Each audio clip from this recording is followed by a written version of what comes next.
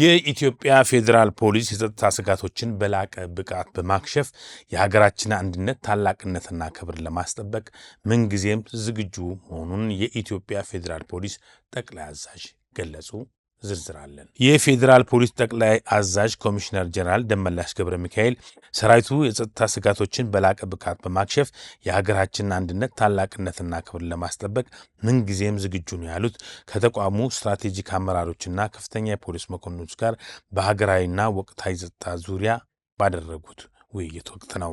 ኮሚሽነር ጀነራሉ አያይዘው የኢትዮጵያ ፌዴራል ፖሊስ የሰራዊቱን ስነ ልቦና በመገንባት የወትሮ ዝግጁነትን በማጠናከር የማድረግ አቅሙን በበለጠ በማሳደግ ህገ መንግስታዊ ስርዓቱን የመጠበቅ ኃላፊነቱን በላቀ ደረጃ እየተወጣ እንደሚገኝ ገልጸዋል። ሀገራችን በሁሉም መስክ በዓለም አቀፍ ደረጃ ትልቅ ስፍራን እየያዘች በመጣችበት በአሁኑ ወቅት ሰላሟንና እድገቷን የማይፈልጉ አካላት የደቀኑብንን የጸጥታ ስጋት በማንኛውም መስዋዕትነት ከፍለን ማክሸፍ እንደምንችል በድጋሚ እናረጋግጣለን ብለዋል። በማዕከላዊ ሲዳማ ዞን ዳሌ ወረዳ በደረሰ የትራፊክ አደጋ የ3 ሰዎች ህይወት አለፈ። የሲዳማ ክልል ፖሊስ ጠቅላይ መምሪያ የመንገድ ትራፊክ ክፍል እንደገለጸው ከአለታ ወንዶ ወደ ሐዋሳ ሲጓዝ የነበረው አይሱዙ የጭነት ተሽከርካሪ ተሳፋሪዎችን ጭኖ ሲጓዝ ከነበረ ዶልፊን ተሽከርካሪ ጋር በመጋጨቱ በሰውና በንብረት ላይ ጉዳት አድርሷል። አደጋውን ለማየት ቆመው በነበሩ ሌሎች ተሽከርካሪዎች መካከልም በተከሰተ ግጭት ሌላ ተጨማሪ ጉዳት ደርሷል። በመጀመሪያው አደጋ የአንድ ሰው ህይወት ሲያልፍ በሁለተኛው ግጭት ደግሞ የ2 ሰዎች ህይወት አልፏል። በአጠቃላይ የ3 ሰዎች ህይወት ሲያልፍ ከባድና ቀላል የአካል ጉዳት መድረሱም ከስፍራው ተገልጿል። ለወንጀል መንስኤ ነው የተባለ ከ3 ሚሊዮን ብር በላይ ግምት የሚያወጣ ህገወጥ የአበሻ አረቄ እንዲወገድ መደረጉን ከስፍራው የደረሰን ዜና አመላክቷል። በደቡብ ምዕራብ ኢትዮጵያ ህዝቦች ክልል በምዕራብ ኦሞ ዞን ህብረተሰቡን ለጤና ጉዳትና አካባቢውን ለሰላምና ደህንነት ስጋት ይዳርጋል የተባለውን ህገወጥ የአረቄ ምርትና ዝውውር ለመቆጣጠር በተካሄደ ድንገተኛ ፍተሻና ክትትል ነው ምርቱ በቁጥጥር ስር የዋለው። በህገወጥ መንገድ ተዘጋጅቶ ለዝውውር የቀረበው አረቄ በገበያ ዋጋ ከ3 ሚሊዮን ብር በላይ እንደሚገመት የገለጸው ክልሉ የተያዘው ህገወጥ ምርትም ታዛቢዎች በተገኙበት በይፋ እንዲወገድ ተደርጓል። በምስራቅ ቦረና ዞን በህገወጥ የንግድ እንቅስቃሴ ላይ በተወሰደ እርምጃ ከ200 ሚሊዮን ብር በላይ ግምት ያላቸው የኮንትሮባንድ ዕቃዎች በቁጥጥር ስር መዋላቸውን ፖሊስ አስታወቀ። የምስራቅ ቦረና ዞን ፖሊስ ዋና መምሪያ የወንጀል መከላከል እንደገለጸው በ2018 ዓ.ም በዞኑ የተለያዩ የኮንትሮባንድ ዕቃዎች በቁጥጥር ስር ውለዋል። መድኃኒቶች፣ ዘይቶች፣ የሲጋራ ምርቶች፣ አልባሳትና የተለያዩ ቁሳቁሶችም በኮንትሮባንድ መያዛቸው ተገልጿል። ውድ የፕሮግራማችን ተከታታዮች የወንጀልን አስከፊነት የሚሰብከውን ይህን ፕሮግራማችን ከወደዱትና ሌሎች ከፕሮግራማችን ተምረው ራሳቸውን ከወንጀልና ከጸጸት እንዲጠብቁ ከወደዱ ቻናላችን ላይክ፣ ሼርና ሰብስክራይብ እንዲያደርጉ ድጋፎን እንጠይቃለን። ካቴና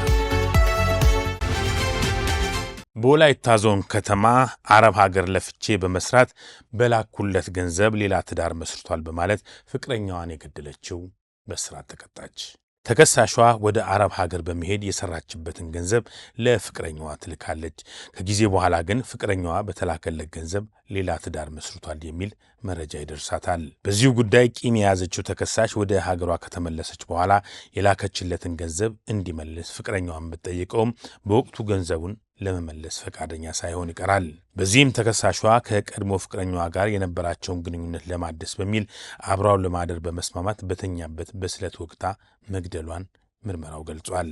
ፍርድ ቤቱም የክስ ሂደቱን ከመረመረ በኋላ ተከሳሿ ጥፋተኛ ሆና በመገኘቷ በ17 ዓመት ጽኑ እስራት እንድትቀጣ ወስኖባታል። በሃላባ ቁሊቶ ከተማ ብስኩት ልግዛለች ብሎ በማታለል የ5 ዓመቷን ሕፃን አስገድዶ የደፈረው በእስራት ተቀጣ። ተከሳሽ በሃላባ ቁሊቶ ከተማ ብስኩት ገዛልሻለሁ ብሎ በማታለል ያስገድዶ መድፈር ወንጀል መፈጸሙን የገለጸው ፖሊስ ግለሰቡ ወንጀሉን መፈጸሙን በማስረጃ አጠናቆ ለሃላባ ቁሊቶ ከተማ አስተዳደር አቃቤ ሕግ ማስተላለፉን ይገልጻል። ተከሳሹም ወንጀሉን አልፈጸምኩም ብሎ ክዶ ቢከራከርም ጥፋተኛ ሆኖ በመገኘቱ በ14 ዓመት ጽኑ እስራት እንዲቀጣ ተወስኖበታል። ቤተሰብ ለመጠየቅ የሄደችውን ባለትዳር አስገድደው የደፈሩት በእስራት ተቀጡ። ከደፋሪዎቹ መካከልም አንዱ የተደፋሪዋ አጎት መሆኑ ተገልጿል። ዝርዝሩን ነው። ፖሊስ እንዳስታወቀው የ22 ዓመቷ ባለትዳር ቤተሰቦቿን ለመጠየቅ በመንገድ ላይ ሳለች ነበር ተከሳሾቹ ያገኟት። ከተከሳሾቹ መካከል አንደኛው የተበዳዩ አጎት ሲሆን ይህንን የቤተሰብ ቅርበቱን በመጠቀም ተበዳዩዋ ጓደኛው ቤት አድራ በማግስቱ እንድትጓዝ በማሳመን ይዟት ይሄዳል።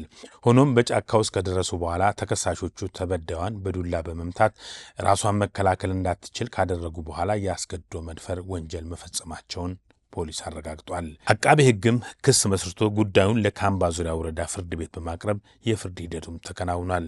በዚህም ረገድ አንደኛ ተከሳሽ በ14 ዓመት ጽኑ እስራት እንዲቀጣ የተወሰነ ሲሆን ሁለተኛው ተከሳሽ ደግሞ በ13 ዓመት ጽኑ እስራት እንዲቀጣ ተወስኖባቸዋል። ጭንብል ለብሰው ቤት በመስበር መኪና በመስረቅ ከፖሊስ ለማምለጥ የሚያደርጓቸውን አደገኛ እንቅስቃሴዎች በቪዲዮ ቀርጸው በቲክቶክ በመልቀቅ በማህበራዊ ሚዲያ ትኩረት ለማግኘት የሞከሩ 5 ታዳጊዎች በትራፊክ አደጋ ሕይወታቸው አለፈ። 5 ታዳጊዎች ሕይወታቸውን ያጡበትና አንድ የቤተሰብ አባል ለከባድ አደጋ የተዳረገበት አስከፊ የመኪና ግጭት ከመከሰቱ አስቀድሞ ታዳጊዎቹ በአደገኛ ሁኔታ ሲያሽከረክሩ የሚያሳዩ ቪዲዮዎችን በማህበራዊ ሚዲያ ሲያሰራጩ እንደነበር ፖሊስ ገልጿል። 5ቱ ታዳጊዎች የተሳፈሩበት የተሰረቀ መኪና በፍጥነት ሲያሽከረክሩ ከሌላ ተሽከርካሪ ጋር በደረሰ የፊት ለፊት ግጭት የ5ቱ ታዳጊዎች ሕይወት ወዲያው ሊያልፍ ችሏል። አደጋው ከመከሰቱ አስቀድሞ ታዳጊዎቹ ለ2 ሳምንታት ቤት በመስበር መኪና በመስረቅና ከፖሊስ ለማምለጥ የሚያደርጓቸውን አደገኛ እንቅስቃሴዎች በቪዲዮ ቀርጸው በቲክቶክና በሌሎች ማህበራዊ ሚዲያዎች ሲያሰራጩ እንደነበር ፖሊስ ጨምሮ ገልጿል። የሞቱት ታዳጊዎች ዕድሜያቸው ከ15 ዓመት እስከ 18 ዓመት የሚደርስ ሲሆን በአደጋው በደረሰበት ወቅት ሁሉም ፊታቸውን በጭንብል ደብቀው እንደነበር ፖሊስ ገልጿል። ድርጊቱም በማህበራዊ ሚዲያ ትኩረት ለማግኘት ሲባል የተደረገ እጅግ አደገኛና ኃላፊነት የጎደለው ተግባር መሆኑን የአየርላንድ ፖሊስ ገልጿል።